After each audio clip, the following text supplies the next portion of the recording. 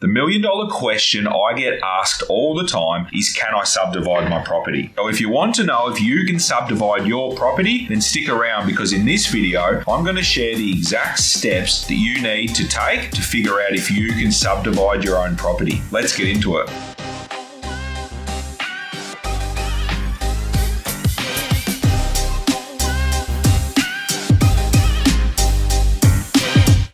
Hey guys, Peter Kelly here from Little Fish Property Developments. We help everyday landowners just like you maximise the value of their land through low-risk development projects. On this channel, we share everything you need to deliver successful projects time and time again. So if you aren't already, make sure you subscribe to the channel so you don't miss a thing. Before we kick off, if you want to discover how you can boost your land value by as much as $400,000 with a dual occupancy development, then you need to download my free ebook, The Complete Guide to Melbourne Dual Occupancy. This is the information I wish I knew when I first started out in the property development business. And it's the same value-packed information that I share with all my clients who started dual occupancy development. Inside, you'll find 6 simple steps on how you can maximize your land with 2 houses on one block, including our tips on how you can save as much as $200,000 on the build of your second dwelling. All this and more is packed inside your free ebook. Click the link now to download your copy. Let's move on.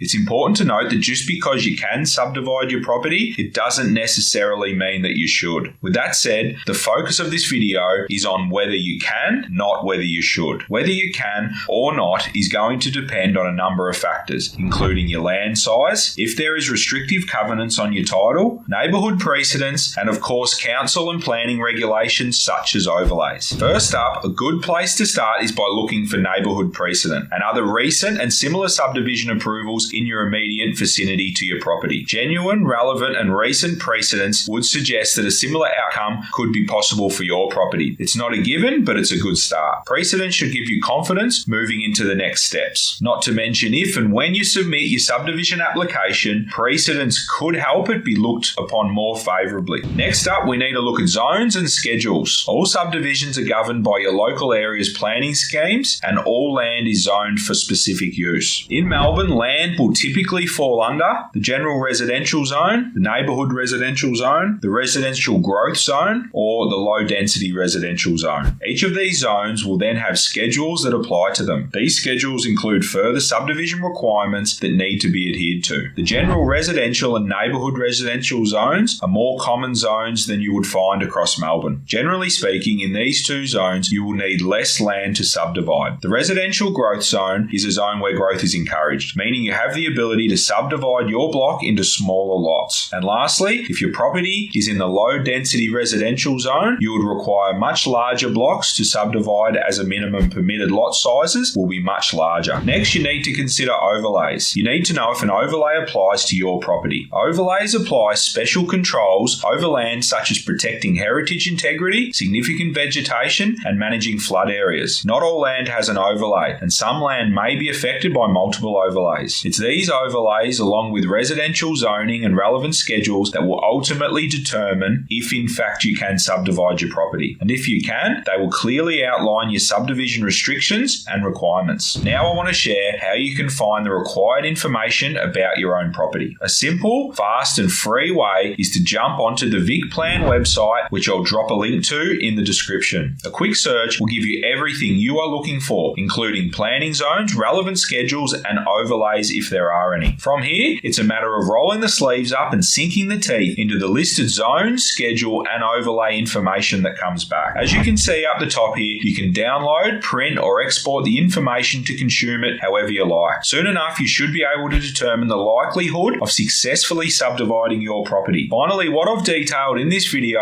really only scratches the surface. It should give you a certain level of confidence and get you heading in the right direction, but ultimately, subdividing can be a high-stakes game. So enlisting professional help is always going to be advisable. Even us here at Little Fish, as much time as we spend looking at sites, trawling through this kind of information, we still turn to our trusted planners and architects for advice. I can't stress enough that you can't put a price on experience. If after everything you determine that you can subdivide your property, then the next question you have to ask is, should you? Does subdividing your property make sense financially? That's something something we will cover in another video at another time. So if you haven't already subscribed, make sure you do so you don't miss out. Remember, if you want to discover how you can boost your land value by as much as $400,000 with a dual occupancy development, then you need to download my free ebook, The Complete Guide to Melbourne Dual Occupancy. Inside, you'll find 6 simple steps on how you can maximize the value of your land with 2 houses on one block, including the tips how to save as much as $200,000 on the build of your second dwelling. Click the link now to download your copy. That's a wrap, guys. I'm Peter Kelly. Thanks for watching, and until next time, happy developing.